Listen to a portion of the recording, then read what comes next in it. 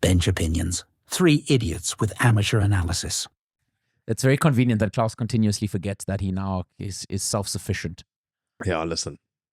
So, Oh, my foot! so hoping the dishwasher would be emptied by the time I got home today. But Was it clean? I didn't even look in the dishwasher. Did you see all my plates piled up on the top? no, I didn't.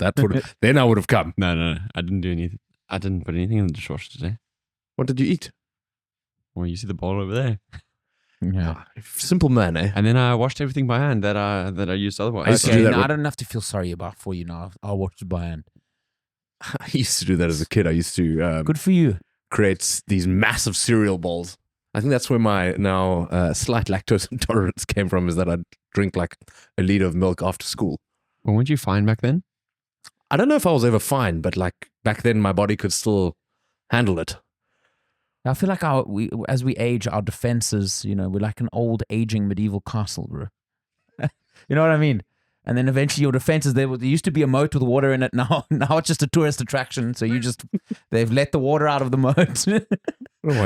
I'm still, my castle's still intact here. Can't say the same for mine. Well, you said you were fine, and now all of a sudden milk gets you. I mean, it doesn't get me. Like I don't explode, but like you do. I'm just True. I'm sensitive. Do you also get sensitive when you eat cheese? Because I've seen you pound back the cheese. Yeah, but I'm not going to stop eating cheese. Yeah, but I'm saying, Are do you you feel unwell afterwards? I don't feel unwell. It's just my stomach growls. Okay. Explain this. Are you fishing now? What's the story? Yeah, I'm leaning into fishing gear. Chasing tail. Yeah, He's a salty it's a funny crew. play of That's a good one. So I saw this. I don't know how. I think companies in general have probably figured out that they just have to throw anything at me on Instagram and it sticks. Like they don't even have to try hard. And I look at something, I'm like, I want that. So I bought that something. algorithm has green flagged you as Yeah. sucker. Purchase ready. Victim number 1. Yeah. They had this like flannel jacket that they were advertising, and I bought it. And I bought it in XL, and it came from France, and took a while. It took like 10 days to get here. And then I got it, and it was, you remember those boots I ordered from China? The ones That that took were like 5 sizes too small. 9 months, and then arrived, and they were like kids' boots, and they came in like a plastic packet. That was fucking funny. I thought the same happened again because I got it, and it was like a child's thing. And then I looked on the tag, and it was for children, but it didn't say that anywhere on the website. Then I messaged them, and then they actually gave me a 15% discount and changed their website. So I've made a positive impact on the But world. you had to keep the product, or what? No, I sent it back. Okay. We'll give you a 50% discount on your next purchase, but this one's on you. Yeah, and then I used the 15% to buy this sweet ass thing It's and like- another one. It's like those vouchers when you get the vouchers, you're like, "Oh, this is nice, 30%. Minimum order, 500 euros." And I'm like, I was hoping I could combine it with Black Friday, but couldn't. No. At the beginning of this year, one of my New Year's resolutions was to live within my means, and I have failed woefully. Yes, as I spent a lot of money this year. So I keep quite an accurate track of my finances, which is very depressing because I've spent a lot more than what I've made this year. So you've been dipping in your savings. I must be, because I dip into something. It's not like I'm winning money in sports betting. So And what are you spending your money on? yeah, it's like a lot of it goes to holidays, which I think That's good. You're spending money on yourself. Experience. part of them was you, and you guys know how lavish we live when we go on holiday. is true, yeah. You're not as bad as him, but Dom and I, when we go on holiday, Yeah. Live large and live proud. you go there with the intention of not spending much money, and then you're there and you're like, I also have to enjoy my life, you know. When in Rome. I was listening to a podcast today with a producer called Scott Storch, and he's a funny guy, and he's made it millions and lost me. He did the whole Still Dre, dim dim dim, Oh, yeah. that famous thing, and In the Club with 50 Cent, and he's fucking hilarious. And he was saying that he used to live his life like a billionaire when he was actually just a millionaire. He's like, I lived my life like I had $100 billion on my account, not just 100 million. And I was like, oh, okay, then what am I doing? I live like I have millions, but I only have thousands. Yeah. The problem, I can see what I would have to earn to live the current lifestyle that I do live. But I know if I earned that, then I'd just live a high lifestyle. So there needs to be some changes next year. How far off are you? Do you think it's like one promotion away? or is it I change think- career kind of? It could be a promotion. One small invention. One world-shattering, altering, societal. Yeah, like if I could produce water on Mars, then Then I'd cover the expenses that I've done. So yeah, the shirt purchase wasn't necessary, but I saw myself in it. That's nice. And I see you in it now. Yeah, and it's got it says chasing tail, which is a nice This is what you do. double meaning. That's good. I like it. I fish a lot, but I don't catch a lot. You got to get one of those ocean floor destroying. That's what like just what do they do? What do they call it again when they just put the nets out and they're like, whatever we get, we get. Oh yeah, and then they pull those nets up, and there's like a whale, trailfish. a scuba Yeah. diver, and like a shark in The there. front part of the Titanic has just been lifted out of the. Yeah, the remains of that fucking submarine that went down to the Titanic. Ooh, There, there's not much left of that. Anyway, I spoke to someone who believed that they didn't die. okay. Because he's heavy into conspiracy theories. He stopped at flat Earth. He didn't believe in the moon landing. He didn't believe that those people died. He says there's a city down there. I said, There's a city down there. yeah. Atlantis. Okay. No, when I said Atlantis, he said, you don't be an idiot. So All right. Yeah, because that is ridiculous. that's where the line is. So we're trying to figure out which level of reason we're operating at. Yeah. Wild. Yeah, well, I was on the songwriting camp a couple of weeks ago in the UK, and we sat down once, and this girl walked in, and she was just like, "They didn't land on the moon." She was just fully randomly, and I was like, "I'm not getting into this." Well, yeah. I mean, it's The flag, dude. The flag's not waving. Yeah, the photos, and and then there's like, You oh can no, see the strings they that they brought up. photoshopped it, and I was like, okay, but in the 60s they photoshopped it. Oh yeah, but all this technology that we get fed to us, they've had for hundreds of years, and I was just like, here we fucking. They also go, like strap making in. the argument, why aren't we going there now anymore? And I said, there's no reason to keep going to moon the whole It's time. expensive. What must we go there for? There's very little there for us to get. It's like going to Frankfurt the whole time. There's nothing there.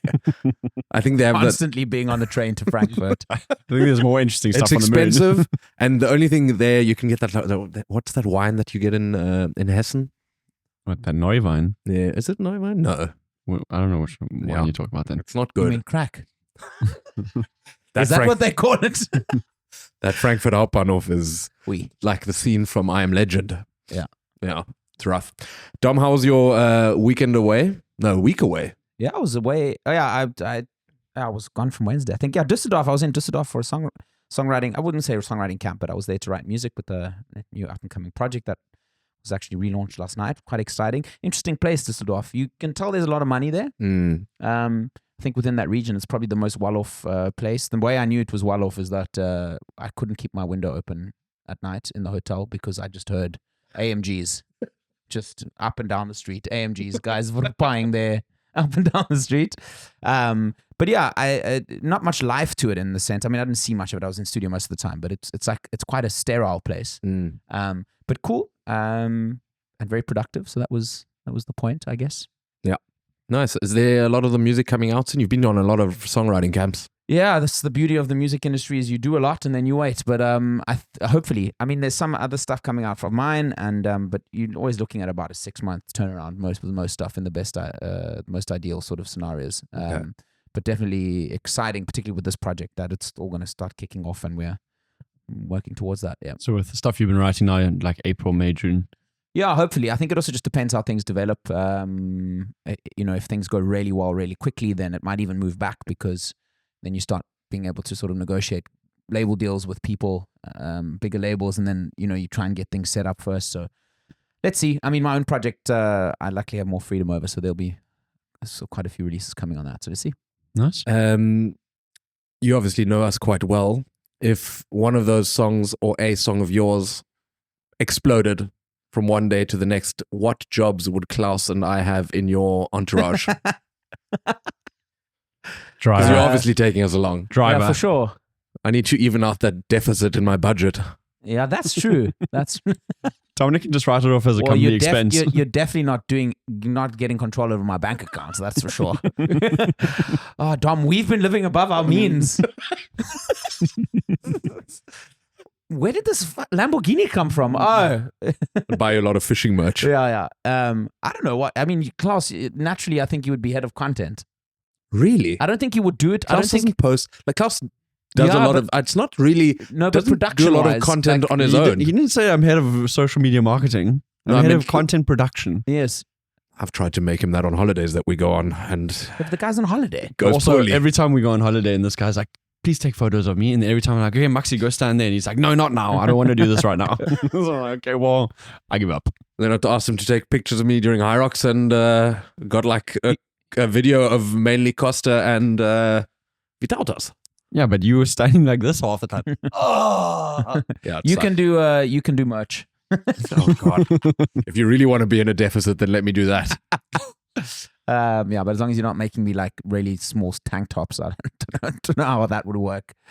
But yeah, I don't know. It's tricky. I like to think that I would take you along, but you wouldn't really have to do anything. Really? Yeah, because otherwise, what's the point of me taking my friends along? Yeah, but I'm I not mean- going to take you along and be like, now work. So this is like, then we're definitely going to live above Most- our means because we're going to have nothing to do but Yeah, I drink need and to- party. yeah, I'll do something. Maybe I'll start a foundation for you there, and then siphon money out of that. Maybe. Um, or we do something exciting. Like with the money that I make, you open other opportunities. Like buy a place very close to a very nice golf course that then you guys can fucking live at and rent out to people. So that we Klaus can and I are keep it- going to like run a bed and breakfast for people Yeah, or there you what? go. I thought you'd have bigger dreams for me. I don't know. You guys are putting me on the spot. I That's the don't kind of think about these lifestyle I things. thought I'd do when I'm like 70. Harry Kane's brother became an agent, and his only client is Harry Kane. Well, it's good for him. And I don't think he has to do much because I don't know. Like I'm sure the amount of sponsors that come to him are probably limited at this stage, and the man has moved clubs once, so it must be quite an easy life. I'll actually be your personal assistant and book all your flights and travel. Oh, I'm good at that. That is pretty good. Yeah, a lot of spreadsheets. He loves a spreadsheet. Love a spreadsheet. Yeah. It's how it Should shows I'm in let's deficit. reconvene when that actually happens, or if it actually happens. Oh, nice. All right, get into some sport. I know what you did on the weekend. Sorry, actually, I don't know what you did I on was gonna- Saturday I night. was actually going to ask you how your week was because you, how excited are you about what's happening this week? South Africa. Yeah. Yeah, very excited. That- This week already, eh? Yeah, I Jeez. leave on Wednesday. Good. And you're going to be gracious. gone from us for? I'm going to be gone for a month, and then you guys are going to be gone for a month. So Yeah. Yeah. we don't see each other for 2 months, except for see each other on the Fear line. not, fear not. We will be doing the podcast though. I don't want people panicking, bro. People are going to switch off. They're going to think that's it. Done forever. Relax, Wayne. short career. Yeah, no, I'm very excited. We had our company final company event there last week. Give us a blow by blow. It was hectic because I think people got. At first, people weren't excited because it was in Bavaria where our company was formed, and it was said we're taking buses down there. It's one night, so a lot of people didn't come just outright, and I think about maybe like 120 people came from Berlin. So it's 3 buses, and I was very cautious because we left at 8:30 in the morning. People were partying on the bus already, and I can't do that anymore. It's a marathon, bro. Back in the day, I would have been there, would have been with you, because the party then goes until 2:30 in the morning. So they all started, they got on the bus. I think by the time we were like, not even outside of Berlin, so like an hour, because he was just sitting in traffic, they'd already finished 1 bottle of shots, and they'd each had like maybe 3 or 4 beers already. They were flying. They were smoking weed at the back of the bus. It was wild. Then This is like an 18-hour booze cruise. it's an 8-hour bus ride. So No, but I mean, including yeah. all the way to 2 o'clock in the Yeah. morning. No, bro. Then we got like maybe 3 or 4 hours in, and they were doing shoeies. And Come on, bro. yeah, listen, this was the younger crowd Okay. in the back there.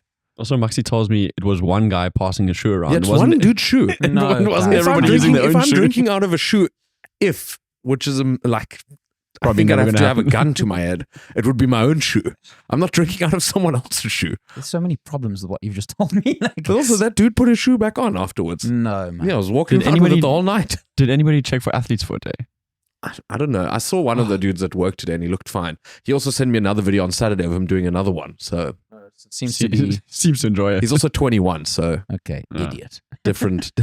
No lived Yeah. experience yet. And then I think the actual party went without much. I think 2 of them actually got thrown out because they were too drunk. I saw the one guy he forced me to down 3 beers in a row, which almost made me vomit. I saw him later try the same trick to our CEO. Oh, wow. It was like 2:00 in the morning, and he was trying to force vodka shots into his hand. And the CEO kept saying no, and I think he was at such a point where he didn't understand who he was talking to and how he was talking to him. Oh, wow. And eventually someone had to intervene and be like, listen, I think it's time for you to take You've a had step enough. back. Yeah, which brings me to the thought of where the fine line is at a company event. I mean, we're generally quite a young and fun company, but like, I think you've got to remember that these people still have to take you seriously on a Monday morning. Like, you don't have to be prim and proper and like leave after dinner, but like, if some things you can't erase from your mind, and if you then have to come to them in a work context and ask them for stuff, I think there's something that breaks inside of you then. But how long do you think these things stay with you? I don't know. I think so. Some people have a long memory in terms of like, if let's say you're in a sort of associate manager position and you want to rise up and lead a team one day, I don't think that should be something that discredits you from that. But I could imagine people have like something parked in the back of their head where they're like, he's a bit of a reckless. If you do it more than once, especially if you're like the company party wrecking ball, then yeah. Yeah, I think also if you know that you tend to embarrass yourself when you drink, like badly, then I think you should really just make sure you don't. Like, I think because some people, I mean, I like to think the three of us, even when we're at our most drunk, I feel like we're relatively mild in terms of what we do, in terms of the sphere of what our actions might be in terms of craziness. Whereas true. there are other people I know who like they become absolute fucking lunatics when they drink, you know. So I think being aware of that is important. I'm never going to get drunk and then force the CEO of the company to drink a vodka shot. I'll probably ask him once, and if he says no, I'll just be like, okay, I'm going home. Then I'll leave. You know. Yeah, I'm a sleeper when I get drunk. Yeah, I was going to say I'm also a sleeper. Yeah, I think you're more of a laugher. You just sit and laugh at everything. Klaus, what did you do on Saturday night? Because you didn't spend it with us, just had other friends. Yeah, I went to a lovely Thanksgiving dinner, and there was pork belly and turkey and there's like pumpkin pie and green bean pie and I don't know, lots of pies with what are they called, marshmallows. The Americans love just putting sugar on top of veggies to make it taste. I'm like, it's not really my vibe.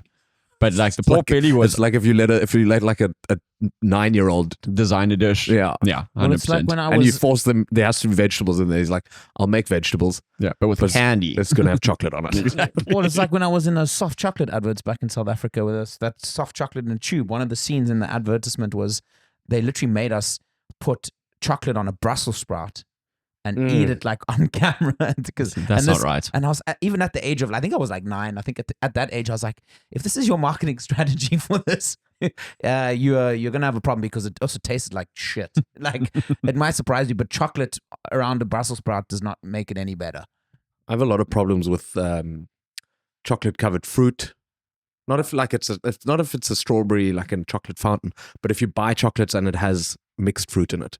I think like orange and stuff I think like that's that. a crime. That's a crime. It used to be the only thing that my parents had in the house when I was younger. We didn't have like a lot of candy. We'd have like, it was Lindt, right? Yeah, and we'd have like 80% dark chocolate or chocolate with sea salt, chocolate with orange in it. It was disgusting. Like, and then I had to eat the whole Nutella jar. I can get behind like sea salt on brownies. I think that's incredible, nowadays. Yeah. Now we've got a developed palate. Back then, you just wanted some sugar. Yeah. Green bean pie and some marshmallows, bro. Yeah, green bean pie. Right, let's get to some sport. Lots to get through. What are we starting with? I'll tell you what we're starting with. I was trying to create a dynamic there. I was too slow. Let's start with a not irrelevant match, but something that sort of hung on to the end of the Autumn Nations series. Ireland squeezing past Australia.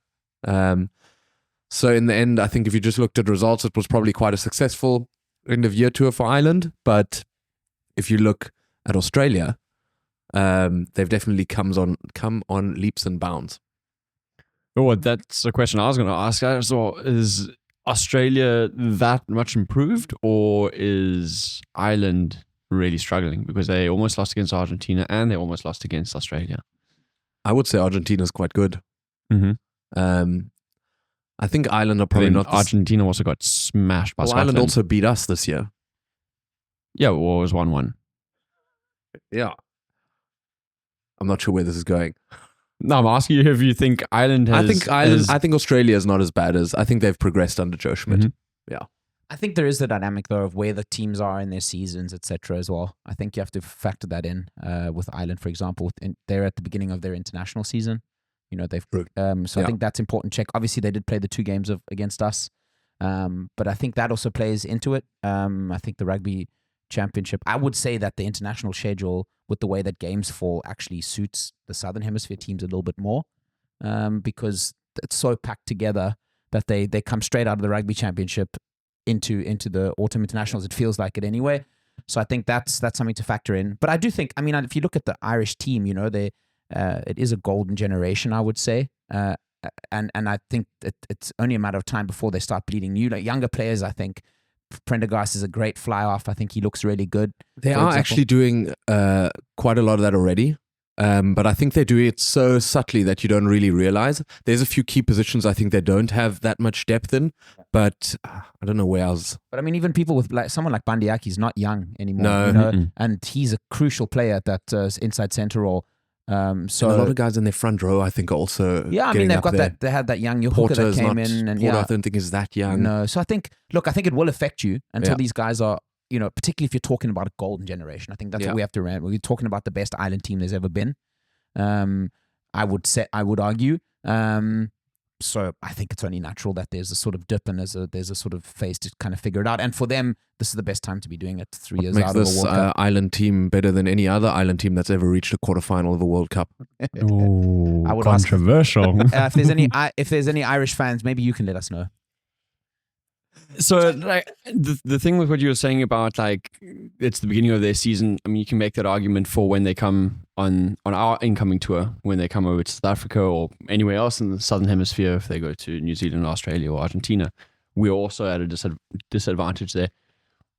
But all of their teams have all been playing the URC, so their players are match fit. It's not like they've had a massive break. So it's just about that team dynamic coming together.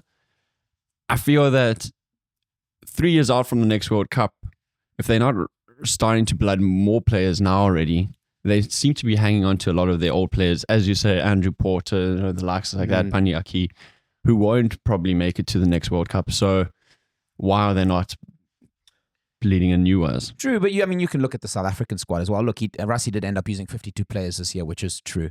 But I think if you look at, you know, the South African team as well, there was a large portion of the guys that came on tour are not going to make the next World Cup either. No. So I think it's tricky. It is a tricky scenario to navigate, I think, because you want to keep the good players. Yeah. But you have to have one eye on that next World Cup. And I think I think South Africa is difficult to use as a benchmark because we have such an immense pool of rugby players coming through. All the levels, and I don't think Ireland has that same level. And I think in comparison to some of the other nations that are at their size or budget, they're actually doing all right. I think they'll be all right. I think the Six Nations will prove. You think England are going to finish third in the Six Nations, and that'll be a success. So Ireland and France are going to be ahead of them. That's not what I said, but okay. You think third would be a success? I just said if they finish third, I don't think it's a failure. You said a third and down is definitely a failure. That's what the conversation was. Yeah, that's true. Put my hand up there. I tried to lie, got caught out. That's okay. I think Ireland will be okay. I think they'll do well in the Six Nations. I think they're probably not as good as they were at the World Cup. But from their current performance or their current performance, where would you see them finishing? Knowing how the Autumn Nations sort of panned out for all in the Six Nations, I think they're going to finish second behind France. Okay. I think France are going to win. You think Scotland could push them for that? I'd love them to. But you don't think it's going to happen? I don't know. I'd have to see who's playing home and away, I think, because I think that's quite important. I honestly think France will beat everyone, and I think then you're going to see a lot of Scotland, England, and Ireland beating each other. Yeah. I think there's a gap there for sure. I mean, look, it's hard to say with France either. Maybe they just started better than all the rest of the sides. I think if Scotland played France and Ireland at Murrayfield, it would be their best chance to beat both of them. And then they played the other games away because I don't think they mind playing England and Twickenham. I think they'd probably get up for that game quite a lot. Hyped enough. Yeah, and I think playing Italy and Wales overseas is also not. I think the Millennium Stadium is not easy, but like if you get home advantage for the big games, for the ones that you struggle in, that would be vital. Australia, have they progressed? Oh, definitely. Yeah, definitely. Yeah, I mean, just the fact that they brought in, are looking at bringing in players from outside of the rugby union sphere, i.e., rugby league, shows that they're willing to change their traditional path of sourcing players, and I think that's going to benefit them in the long run. Just because, as you said about Ireland, just broadening or widening that pool of players that they can choose from. But then you also just saw a little bit more consistency in them for the first time in a very long time. So they're not a polished product yet, but they're definitely on the up and up. Are they going to challenge the Lions next year? Or is it going to be a sweep? I think the Lions as a construct is also very interesting because I think it's easy to look at the Lions setup and, they obviously pick the best players from each of those unions and you think to yourself, this must be a really great side. But I think there's a lot can be said for how difficult it must be to kind of get continuity, create a team dynamic. Find a style that suits and find a style. I think it's very difficult, and I think for that reason, I think Australia. I think it'll be a very interesting tour, and I think Australia will be able to put up enough of a fight. It's the British and Irish Lions. It's funny, people don't look at it the same way, but I look at it the same way as the Barbars, the Barbarians. A lot of the time the Barbarians set up. I think there's a lot less alcohol consumed at the British and Irish Lions. And the Barbars, they go in there with fun and games on their mind. No, I know. But what I'm saying is I think it's just in that sense of like trying to galvanize a team and get guys in tune quite quickly. I think there's obviously more pride when it comes to the British and Irish Lions. I think there's a lot of pride in wearing the shirt. If you're a rugby player from that region, becoming a British and Irish Lion is very, very coveted. Maybe not so as the Barbarians. I think Barbarians are a nice thing to be part of, but I just mean in terms of how disjointed the team tends to be then as well, and how do you get them playing at the levels that they should be playing at. I think that gives Australia a chance. I also don't see any of those four nations currently being the top team in the world, whereas in other years it's been like England was either top of the world or Ireland was. So you've got a very, very weak Wales team. I doubt they'll select a single Welsh player. I can't think of anybody off the top of my head. I think the majority of the players are going to come from Ireland. I think you're going to have a smattering of guys from Scotland. I don't think there's going to be too many guys from England either. I don't think so. I think it'll be a handful. I don't think it'll be that many. I mean, it is a big squad that they take, so I think... It is a big squad, but I think in terms of the international games, I think it's going to be a very Scotland heavy team. Yeah. I think we shall see. For the will they play the Western Force? Probably not. They're going to demolish those unions. Probably the Rebels and the Brumbies and whatnot. My goodness, they're going to do things to those unions. Yeah, they're going to get pretty smashed up. Yeah. Right. Let's go into the URC there. Yes. Good weekend for some South African teams. Bulls and the Sharks. We saw our first South African derby. Heartbreak for the Stormers. They didn't play well. They played terribly. It was so... Maxi and I watched it together here on the couch. And it was very, very... I mean, I wasn't really supporting either team. I was just in for a good game of rugby. Maxi was a very supporter of the Stormers, of course.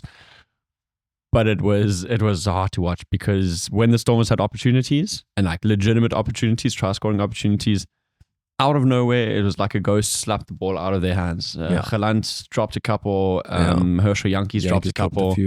Marnie had a bit of a weird game, but then also managed to fix it towards the end. And then knocked it on. Missed a few kicks. Sasha, unfortunately, got a knock on his head, so he went out for an HIA. Never came back. And that kick was before he got the head knock, so there's no excuses there. Klaus says he was neutral. But even the Sharks, they didn't play well, hey? Now, considering the fact that the Stormers made so many unforced errors, you would think that Sharks would be able to run away with that game. And they were at home. And they were at home. Yeah. And they didn't. I mean, they didn't. They almost lost it, actually. Yeah. And I think the Stormers didn't deserve it because of all their handling errors, but it was tight. Klaus says he was neutral, but he hides this neutrality you can notice who he's really supporting by the way he complains about the referee's decisions. I think we spent a good 10 minutes arguing about whether a line out was straight or not. But it's good for the watching dynamic if you guys are just on opposite ends of the same stick. Yeah, but he pretends like he's neutral. That's true. Yeah, it is. He pretends like he's neutral. It's like veiled nobility. Exactly. It's like this. Well, to be fair, I was pretty excited about that final try coming in. Yeah, because you knew that it wouldn't win them a game. Well, I didn't know about the knock-on. The knock-on, I didn't even saw the knock-on. You didn't even see the knock-on. That seemed patronizing to me at that point. Cuck, man. I thought we'd gotten to a point where we could not get back. So this line out was thrown. As someone who watches rugby with you a lot, I feel like you shout a lot, that line out wasn't straight. And then we started arguing about it having to be on the inside of the shoulder. And then we were rewinding and replaying. Not allowed to be on the outside. Not allowed to be on the outside. Yeah. And then we were rewinding, and just as the ball reaches the guy, they switch camera angles, so you don't see him actually catch it. Okay. But listen, it was on a trajectory where it was hitting the oak square in the diff. Okay. But then we actually got to a point where we were like, maybe we don't know whose shoulder they mean. Maybe it's not the catcher. Maybe it's the oak picking him up, or the oak at the front. I don't know. Yeah. Never looked it up. I busted him in his principles. Yeah. When I think it was Lucanio threw a ball that looked like it was 2 meters forward to Fussy, and he said nothing. Just let the game go. So every time I had said like, oh, that was a forward pass, and Maxi was like, dude, you shot that all the time, and like half the time it was not even right. It's only when the Stormers throw it though. And so then I was like, okay, well, now I'm not going to say anything anymore. And then he throws this forward pass, and I was like, I'm not going to say anything. And then he's like, oh, you only do it when the Stormers throw the ball. You never do it when the other opposition does it. No, well, I'm sorry. Listen, I think Can't have it all. Those who know you know that you're full of shit. Bulls beat Benetton away from home, I think. No, beat Connacht, I think. Yeah, they beat Connacht. Great Sorry. win. That was a great win. Good performance. Good win. Yeah. Also green. And I think your boys just couldn't beat Munster away from home. Surprising result, to be honest. Because it surprised me how I mean, I didn't watch it unfortunately, but it's just watching the score quite regularly. I think you get an interesting feel for like it just seemed like Munster kind of always had it under control. Seemed like a very boring game. Yeah. From the little bit I saw like 10 minutes of it, and it's just very slow, very And I think disappointing for the Lions, because I think we spoke about it before. They came into it fresh, no Springboks. You would have thought that they would possibly can always work against you a break like that, I guess. No, sure, but I just think with Munster not being so good this year, I mean, I think we have to still remember going to Munster is always difficult, and I think they're a better side than what they've shown this season so far. But that's the beauty of the start that the Lions have had, is that I think this result it's the same against what we said about the result against Leinster away. It's you kind of it's okay. These are games that you don't feel like you need to win to get into the playoffs. Our boys also just struggle in the cold. Yeah, I think the Lions will do well to get back to Johannesburg. I think that's where they're at their best, and I'm keen to see what they do in the Challenge Cup, which is coming up soon. Let me just run through some other results there from the weekend. I think Leinster continued their winning form with, I think, what must have been their B team, because their whole A team was still playing for Ireland. No, I think so. It was no, actually, you're right. Sorry. I was trying to think, but now You literally told me how you take everyone out of your fantasy team because they were all not playing.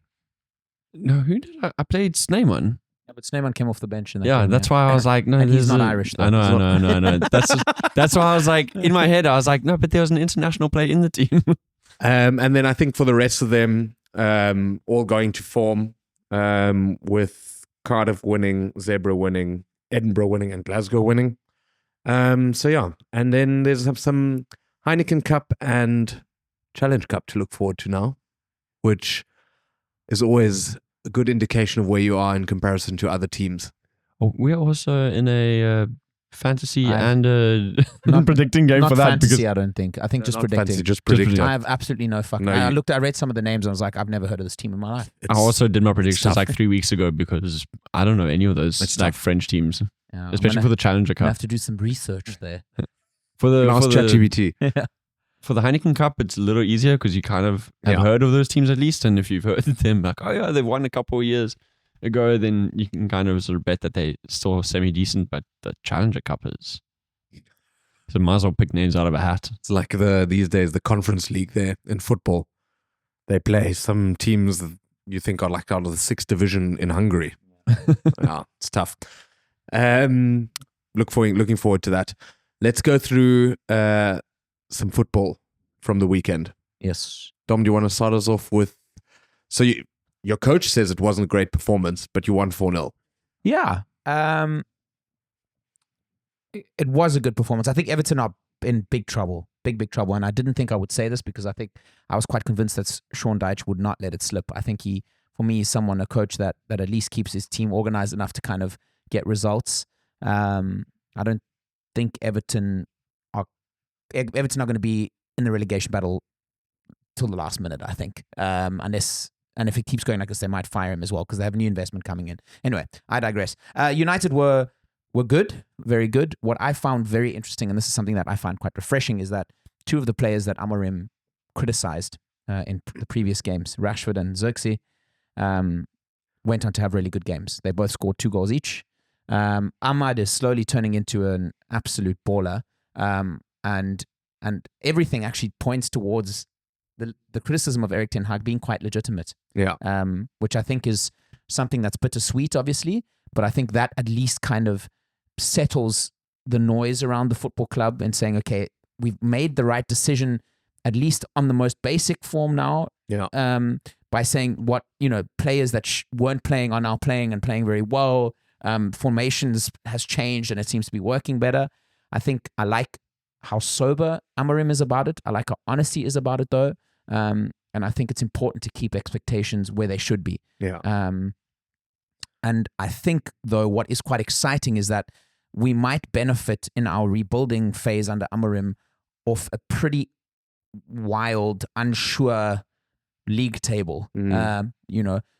Chelsea unexpectedly doing very well. Liverpool unexpected but deserving leaders at the top of the table. So there is an opportunity there as well, I think, for Amorim. And I think he'll realize that because if he's able to come out of the season finishing 2nd or 3rd, even if we end up 15 points behind you or whoever ends up winning the title, that's a really good Is season. 2nd or 3rd, Hey? is that the new benchmark for you? I said it's not the new benchmark. I think given the way we started the season, Okay. I think, we can't forget that he was hired in the middle of the season after the worst start that United have ever had. And I think that might be a step too far for you. I think if you guys get into the top 6, I think you guys will have done really well because I think there is other teams who are still really good. I don't think Aston Villa are terrible. Tottenham are up and down. I think as I said, Newcastle are good. Brighton are good. I very clearly use the word opportunity because I think it is something that we'd have to sort of reach for. Don't stop tiptoeing around. I'm not tiptoeing. Say you're going to come 2nd, and then at the end of the season, we can look and see where you're at. And laugh. Listen, I think even though you probably didn't watch the game, we're going to get to you in a second. Anyway, look, signs are good. Formation seems to be working. Big game on Wednesday. We could do you guys a favor. We play Arsenal on Wednesday. Massive game. It's a pity it's not at Old Trafford because then I think you guys would really... I think at Arsenal... I honestly don't think it's a bad time to be playing Arsenal. Arsenal are rolling again. We'll see. They're rolling again. We'll see. I love that the confidence Watch is the back in space. you. We'll see. Keep an eye on Man United. No, I hate... And the Blue Bulls. and the Bulls. I hate to admit it, but what I see initially from Amorim is he says the right things. He's doing the right things. It reminds me of a lot of what I felt like when Klopp got to Liverpool in terms of like he was very sober. He just said, listen, relax. This is not going to be today. Today we played terribly. We won, but it's terrible, which is not what other coaches have done. So, yeah, unfortunately, let's hope. Well, let's see. Let's see if United can make it back. You guys are playing Arsenal. Big match for you. Ruud van Nistelrooy, your ex-coach, taking over at Leicester. Not Leinster. Yeah. I mean, we spoke about this. I'm very disappointed that he didn't end up at Hamburg, and it's for completely selfish reasons, only because it looks like Hamburg are going to choose to get Bruno Labbadia back, which is Oh my goodness. for the third time. Yeah, he's like the Sam Allardyce of German football. He just doesn't go away. Ancelotti's gone to Real Madrid a few times, hasn't he? Yeah. Who else has been a manager who's constantly returned? Roy Hodgson at Crystal Palace did it a couple times. Oh yeah, he did it a few times. Yeah. David Moyes also left West Ham and went back, for example. Yeah. Seems like there's... But yeah, look, for Ruud, I think it's the right move. I think he's going to struggle. I think Ipswich, if I look at all the promoted teams, I think Leicester, Southampton, obviously the worst by a long way. But I feel like Ipswich are the only ones where I feel like they can actually compete enough to stay up. But let's see. I mean, good move for him and a good opportunity. So yeah. Let's see. Klaus, what do you have to say for yourself and your team? Look, it's been a long time coming. We really struggled this weekend, but I think in future we'll be playing better. Nice. Deep shit. What happened? I don't know. That's what they train. That's how they train. The only thing you were missing is there were positives to take out of the result. Good character. Mm-hmm. Good character. We're going to fight hard to right the ship. They lost to Fulham. No? They drew. They drew to 1-1. Fulham. 1-1. So what are you so worried about? They drew. That's okay. Yeah, good but in my because books. you guys beat City. You lost to Ipswich before that. You're up and down. Interesting point as well is that the Spurs fans actually booed the team after the game, and this is a week after beating City 4-0. I think his head must be in his. I don't know what Ange must be thinking. That's not right, Tottenham fans. We need to be better. Rally behind the boys. Listen to your number one supporter here. Yeah, I know. I will get ourselves out of this rut. Okay. Talk us through your boys. Yeah, great performance against Man City. Played very, very solidly. City didn't have that many chances. We could have scored a lot more. And yeah, it's, we looked at a run of games where people were like, okay, they haven't played anyone now. They've got to play Real Madrid, City. We played Brighton twice and we won all of them. The game against Real Madrid was something. That was quite a domination. And it was I watched special the game to watch. yesterday as well, and I think I honestly also think you did outplay them, and you were by miles the better side. I think one of the reasons I also think United, I see the opportunity for United to try and really get in the mix a bit higher up the table is than you would have thought after the start we had, is because of how bad City look. City look really, really bad. They do. And I look at Pep and I think to myself, he looks really, really bad. And it's not me jumping on the bandwagon, but if you look at the way he speaks, I mean, for him to let himself get dragged into the whole holding six fingers up. So what happened was after the game is there's this ironic thing that football fans in England do. They sing "You're getting sacked in the morning." When a team struggles, they sing that to the manager. Sing it to the manager. Okay. Pep is Dom not. sung it to his United managers a few times. No, I did not. I did not. Pep is never getting sacked. They're not sacking Pep. And so the fans are just being ironic. And you would think that Pep Guardiola would be like, that who cares? Rise above. And no, he stood there to the fans and he held up the six fingers saying, I've won 6 Premier League titles, as if he had to, justify himself. Yeah, and I think he's very rattled. He's very, very rattled. And I would argue for the first time in his career, he's very rattled. So it'll be interesting to see how he gets it. And don't forget either, I think there is a sense of luxury when it comes to City to a certain degree for the players as well as Pep. That, there's the luxury of having one of the best managers of recent times, or the best manager of recent times. Every time you need to fill a position, you throw the money at it. You're surrounded by the best players in the world. And I think that sheen of this luxury element of going, we'll be okay, is kind of just slowly, but drifted away. And let's see what happens with these 115 charges as well. Because I think it's hard to say that that's not having some sort of over-the-shoulder effect for that squad to a certain degree. Obviously, internally, there'll be communications about it, I'm sure. And sometimes I even think, is this unraveling happening because they know something we don't? Not that they know that they're going to be found guilty, but that it isn't a sure thing that they get off. I do wonder. Would that go down to the players though? They wouldn't really feel it, and it seems like the players are the ones who aren't getting the point across anymore. And I think if you swap one or two of them out, I think City will be back to their. I mean, it's best. it's speculation, of course, on my hand. I can't say, but I think it's difficult, and one underestimates how difficult it is to keep information from traveling through a club like that. Yeah. And I do wonder if there isn't some sort of indication that they might be in a bit of trouble, and or at least they don't know, and that's causing sort of the shadow above the club. But it's crazy. I mean, shows you how good Rodri is for him to be missing and this team falling apart as soon as he kind of gets pulled from under them. So maybe another. I've got a friend, Unam. I don't think she even listens to this, but she thinks Vinicius Jr. got robbed of the Ballon d'Or. For anyone thinking that Rodri didn't deserve it, just look at the City team and how they've fallen apart since he's been injured. Yeah, it's tough. Let's go to F1. Verstappen clinched the title last week already, didn't he? Last week already, yeah. He was very upset after qualifying because what was his name?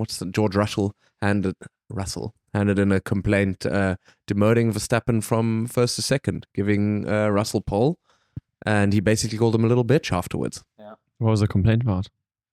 I don't know, but apparently, I mean, Max was very, very direct after they went into the steward's room, because he literally said, I've been in the steward's room a lot in my career, and never have I seen someone try and screw someone over as blatantly as George did, and I've lost all respect for him, and I'm disappointed. He plays a nice guy in front of the camera, but he's anything but behind it. Interesting. Drama. Well, I didn't even realize that happened, because when I saw the start of the race, it looked like Verstappen was on pole. That's probably because he overtook someone that quickly. Who won the race? Verstappen. Oh. Yeah. Well, there you go. No, but I thought he was on pole on the grid starting. Okay. But then my eyes must have deceived me. You also watched it like on a little screen. Yeah, exactly. While we were at a Christmas dinner. Whilst children were jumping all over us and stuff. Yeah. So. I don't know. The race looked like it was filled with a bit of controversy with regards to, I think there was a yellow flag and Lando Norris didn't slow down enough. So he got a 10-second penalty right at the end. He looked heartbroken as well. And he was in second, and then he got essentially got dropped down to 10th. Which means Ferrari ended quite high on the table in terms of the championship for the Constructors' Championship. Yeah. And I think now there's only like 16 points or something like that between them. Going into the last race. If both McLarens don't finish high, Ferrari looks like they're very much in form, and they could snatch it right at the end. Not only that, but Leclerc could also drop Lando off his second spot championship title. Do you think Lando cares at this point? Because is second not just the same as third if you're not fighting for first anymore? Tiger Woods would say so. I think so. I think he really wants to win the Constructors' Championship. I think he wants something to show from the season. They definitely want something to show from the season, but I also think he doesn't want to lose. I mean, these guys are all competitive. They still don't want to lose, even if it's second. I think there's enough fight in them. I think they did say that they're going to contest the penalty that was given to him, but I don't think that ever gets so what is that going to help? Like in hindsight, you can't then say, oh, okay, well, a pit stop on average is 35 seconds, so that means you're 35 seconds ahead in the race, which would boost you up to what, sixth place? Like, I don't think you can do that calculation. Physics. Jokes aside, what are we thinking about Lewis Hamilton? Moving to Ferrari or what? No. What do we think of? What do we think?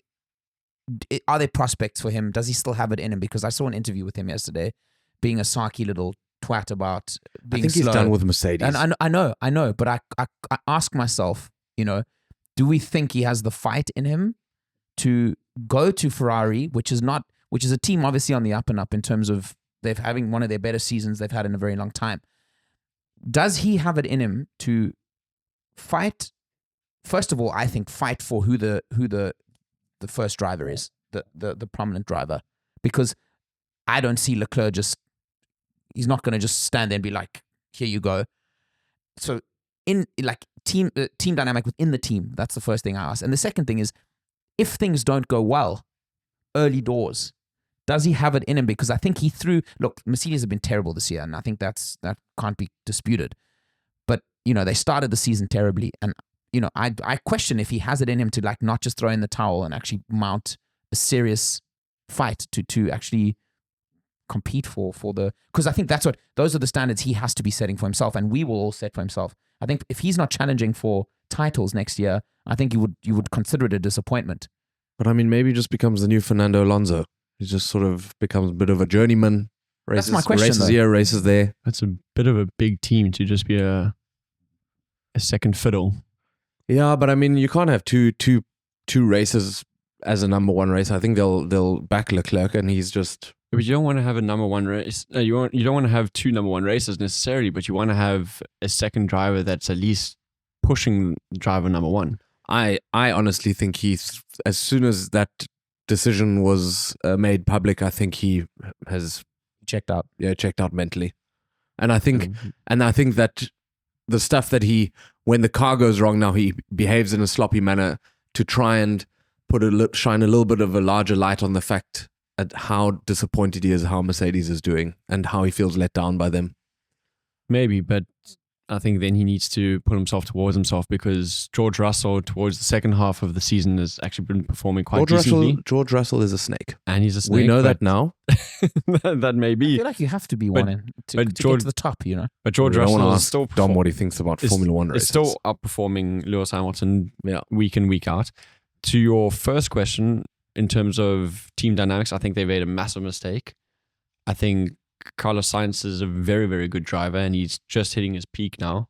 So I think he would have been perfect, also long-term planning. Whereas I think Lewis Hamilton, I don't think he's that great a driver anymore.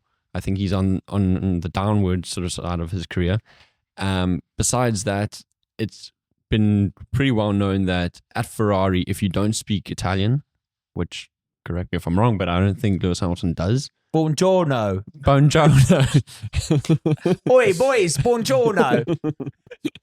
I like fashion, innit? I think he's going to struggle because. Oh God. Yeah, fair enough. Because that team is very passionately Italian. Did I send you guys the Sergio Perez thing that I saw about him keeping his seat due to a Kit Kat sponsorship? No. So Kit Kat, the chocolate. the King Club in Berlin, or the chocolate? No, not the King Club in Berlin. You've been trying to segue that story in for months now. No, I saw a what seemed like a pretty legit post, is that Red Bull are going to keep Sergio Perez because of a sponsorship that Kit Kat has just done with Formula One as a whole, and Kit Kat are Sergio Perez's main sponsor. So Kit Kat will put up the 30 million or something for Perez to stay in his seat. Is this the same news source that told you that Rory McIlroy had an affair with his caddy? No, different one. Okay. Different one. More legitimate. It's a or crazy less story. legitimate? I don't see why that would benefit Kit Kat at all. If you have a driver that you sponsor that's like lasts the whole time, I think you cut your losses and just say, we're I don't know. they're Nestle, right? Yeah. We'll let me do some research, and we'll reconvene next week. I mean, it is common that drivers get seats Yeah. purely based on their sponsorship deals. I know, like a team like Haas, who was always struggling financially, they would essentially take drivers who were paid by sponsors to be there. Yeah. So that is a common thing, but it surprises me that Red Bull would do that, because I would think that Red Bull would have enough sponsors. Well, the criticism in this thing that I saw, the criticism is that they said, well, you can just totally see that this Red Bull machine is just a money thing. Yeah. Because they essentially can let's be honest, Perez hasn't had a great season, but he's still I would say he's an okay driver. You know, he's had a terrible season, but he's shown in the past that he can drive a car. And therefore I can also drive a all, car. that's all that it takes. no, you can't drive a Formula One car because you wouldn't fit in it. Never tried. His neck would snap off. You'd have to steal with your knees. But no, but that was the criticism. But we'll have a look at it. Maybe next week we'll pick up on that. If you were professional athletes, which chocolate would you like to be sponsored by? Mars bar for a 25-hour day. Oh, bar one, yeah. Oh, sorry, bar one. But that is a Mars bar, essentially. Same, but different. So it's just because of the slogan. Let me give it more thought. And I think those bar one adverts would suit you quite well because they wear their hats backwards. Yeah, they're like, I don't know. I can't figure out a way to phrase this without being rude to you. So go for it. No, I think you'd do well. Take it. No, I think you'd do well in it. I can see you on a wrapper of a bar one. You know, people also say I think they'd have to alter you to make you a little bit more tan, but like people also say they could see me on the wrapper of 7-Up cans. that. Have you seen that lanky, that lanky figure that 7-Up guy. 7-Up guy? It's like no. this tall, lanky dude. And our friend Mark always used to say, like, oh, look, it's glass. Okay, so you're bar one. I'm bar one. What are you done? Chocolate log. Why? What is that? Because it's that chocolate with the marshmallow inside of it. Because I'm essentially walking, breathing marshmallow. Soft on the inside. And also like the whole log, like yours is chasing tail, like a chocolate log. It's quite funny. And it also, because it's lactose and, it makes sense. It works for your menu. I don't know if it's that sounds that illustrious if you're sponsored by Chocolate Log or if they call you the Chocolate Log. Hey, man. I'm all for it, dude. It'll be a good wrestling name. This Chocolate Log. I think I'm a Ferrero Rocher guy. I think it's yes, it's Mr. Fancy Pants matches the luxury that I aspire to. Not Mon Chéri. I would have said Raffaello. This guy. No, bro. I see myself with that golden wrapper. I see you in like a white suit, like for Raffaello, like the Big Lebowski. 2 coconuts in your hand. And let's finish off with some World Test Championship news. Surprisingly, well, actually not surprisingly, South Africa are close to qualifying for the final of the World Test Championship. The World Test Championship is a new competition that the ICC launched a few years ago, where to give test matches more meaning over like a 2-year period, I think they play. It's 2 years, yeah. They play a championship so that the test matches you play, you accumulate points and you accumulate a win percentage. Meaning it's like the FedEx Cup accumulating points over the season. And then, similar. Because test series in the past just used to be test series. Like you were Friendlies. the number 1 test ranked team in the world, but it didn't really mean much outside of the fact that you got like a little trophy. But now, would the ranking qualify you for World Cups? No, because it's okay. So only that really under means 20. nothing. So it's just to give that a little bit more meaning. And at the end of the 2-year cycle of a test championship, you play a final. The first 2 teams play against each other. And currently India are first and South Africa are second. And because India, Australia... Is it India first or New Zealand? India's first. India first. Yeah. That surprises me. Okay.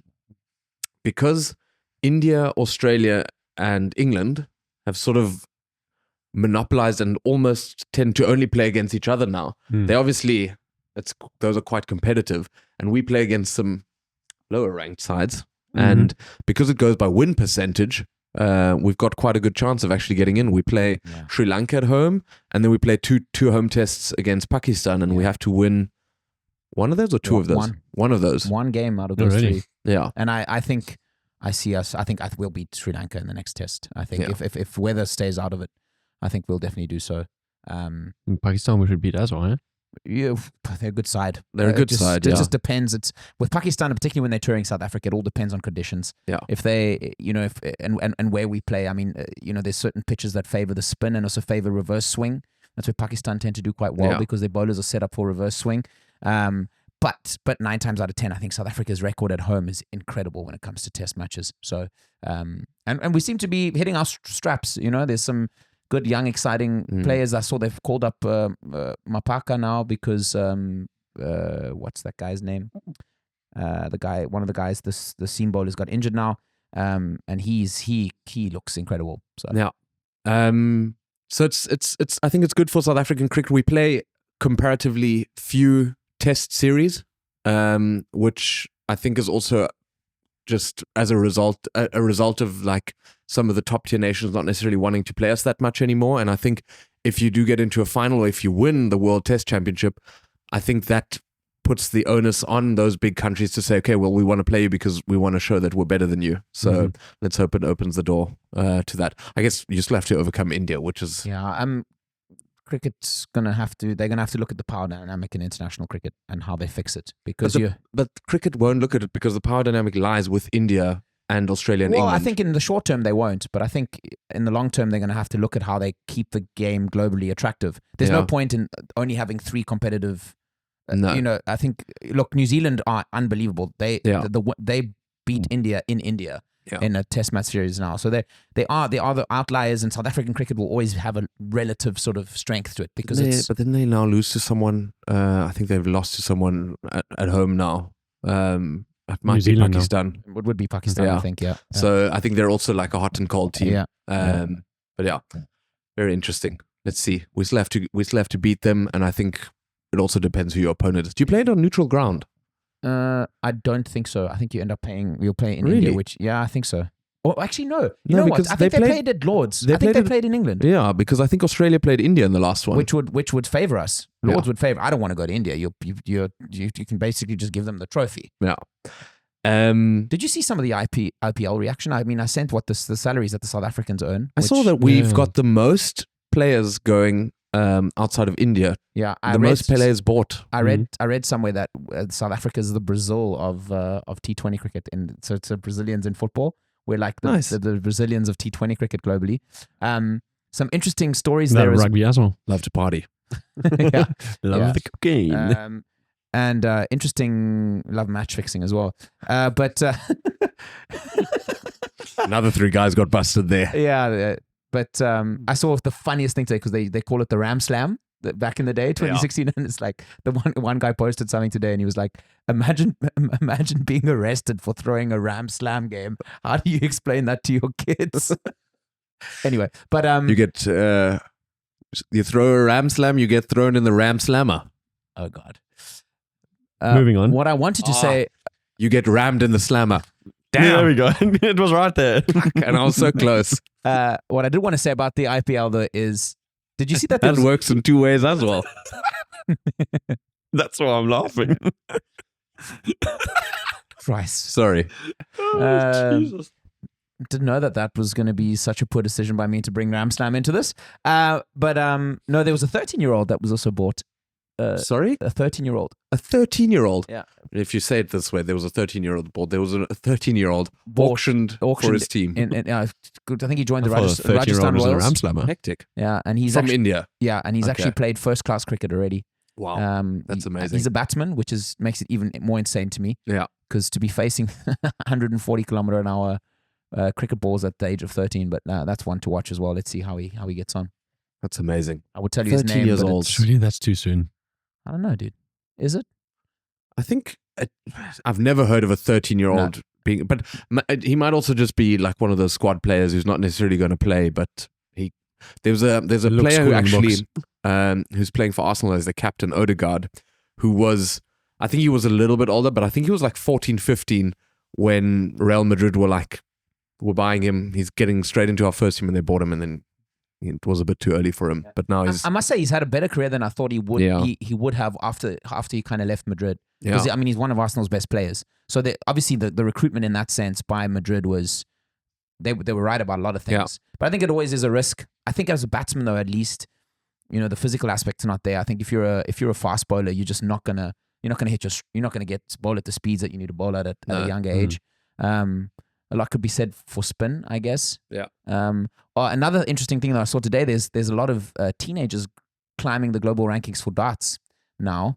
Oh, yeah. And there's a 12-year-old kid now that's in the mix to try and get into one of the international My tournaments. goodness. And I thought to myself, the ideal sport, surely, darts. Yeah. I mean, think Nothing about it. holding you back. Think about it. Kids, if a kid spends as much time throwing darts as they do maybe playing video games or something, there's absolutely no reason why they can't become ridiculously good at it. Yeah. And also, when you're 12, hopefully you're also not drinking while you play, so you can, that's a plus as well. Hopefully they're not Would drinking. create like a weird environment if you think of like Ali Pali. 2 teenagers going at it Yeah. in a darts game, and behind them there's just like 800 horribly drunk individuals cheering them on. But it's also like the skateboarding at the Olympics. It's Yeah. like I'm like, what is?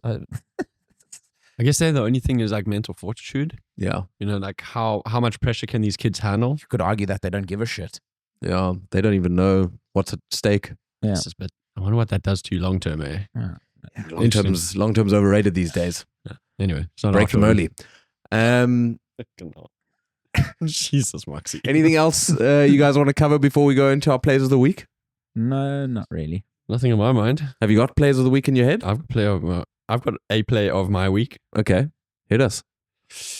Marshmallow pie. No, that green bean Yes, pie. you pointed at Dom and said, "That's him," or I what? thought you were Chocolate log. You're I thought looking at him. you were going to say marshmallow log.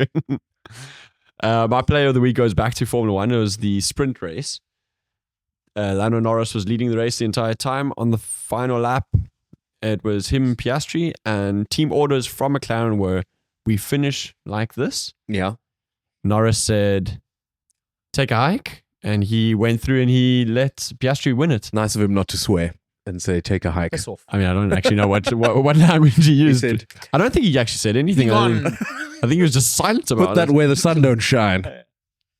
Yeah, he let Piastri win it. And that was payback for Sao Paulo, where Piastri let him win I can't even remember if it was the race or the sprint race, but he let him win something there because it was going to benefit him for the championship. It's quite interesting that Lando did that because from the beginning of the season, he had been saying, I'm not going to follow team orders. And McLaren has screwed him on a couple of team orders. So, true to form, he did not listen to them and let Piastri win it. So, all is fair. Nice. Do you have one? I have one. Comes from the obscure world of rugby. Bermuda against Mexico. They played an international game. And Mexico with some good interplay, breaking from their own 22. And the little Mexican guy is running with the ball, being chased down by a Bermudan, kind of gets it a little bit wrong, careers into the post of the rugby post, and the whole thing collapses. The post came down. The post collapsed. Like the crossbar. The crossbar falls over. Oh, shit. Yeah. The referee doesn't know. I think a referee at that level of rugby must anyway not really know what was going on. And tries to pick up the pole. You have to watch it. It's brilliant. That's my play of the week. You just go look for that. It's brilliant. Did you see it, Klaus? Yeah, I sent it to you. Did you send it to me? I sent it to you on Instagram. There you go. That's fantastic. My play of the week would have gone to a Liverpool player, but then I went for a haircut just before this. So the play of the week goes to my barber, who you can't do a lot with this head of hair. I know that. Like I was very intrigued. I've gone to Turkey for a hair transplant, but it's also not like I've now got locks. Yeah. This guy lovely. spent half an hour on my hair. And after 15 minutes, it seemed like we were done. And then he was drying my hair. And then while he was going around my head, he like got the wire of the hairdryer caught in my ear and like yanked me around. And then he was so embarrassed that I think he then proceeded to do another 15 minutes of cutting because I think he thought I was offended. And he took gel and he like literally combed each hair individually. Then he'd take a brush and like brush it all out again. And I didn't know where he was going. But at the same time, I was like, I'm grateful that you're spending so much time on me because you make me feel like there's something that you see art in this. In a country like Germany, any amount of service, whether it stems from you fucking up, should be applauded. He took an Opel Corsa and he put a new sound system in it. You know, he took an Opel... Put 19-inch wheels on it. Yeah. Took an Opel Corsa, crashed it. Whoa. And then he was like, I'm sorry I crashed your car. Yeah. Here's a Ford Focus. He took an Opel. He crashed it, but he painted it pink afterwards and he handed it back. There you go. And I'm happy with it. I think your hair looks nice. Thanks, bro. No, I'm not just saying You grow it well. Yeah. Soon I'll have locks. All right. I think that's it. Another good one. Some midweek games coming up. Who are you playing on this midweek? We play Newcastle and then we play Everton. Ooh, Everton. Yeah. And we've only got difficult games coming in now, so I think it'll be interesting. We can't afford many more injuries. We've got Konate out. Tsimikas out, and Bradley out. And Bradley also and Allison out. So had a great game against Real Madrid, hey? We're one defender away from a Man City-like situation. So we'll see. Well, how sad that would be. Yeah. So for the next 2 months, I think we'll be meeting digitally. On the line. Unless one of us can't make it, but we'll try our best. Otherwise, you get the dynamic duos. Exactly. Precies. There you go. Well, that was episode 16. 17. Yeah. Yes. 17. Prime number. What the hell was I that? might say that every time now until we get to the famed number where it will make sense. Yeah. But I'm not going to reveal that yet. Please share the podcast with anybody who you think might like it. Even if they don't like it. Even if they don't like it, just force it down their throat. Force it down their It's throats. essentially like Klaus showing people his foot who don't want to see it. Yeah. Just do that. I've actually started showing people the video of the wire getting taken out. If you want to see it, stay tuned. It's going to be on in the next 5 seconds. I'm not putting it on. Yes. No. It was quite mild. Yeah. It was mild, happened yeah. quite quick. No. Just a good tug and out she pops. All right. I think that's the perfect place to end it. Thank you for listening. Thank you for Goodbye. watching. Like, share, subscribe. Bench Opinions. 3 idiots with amateur analysis.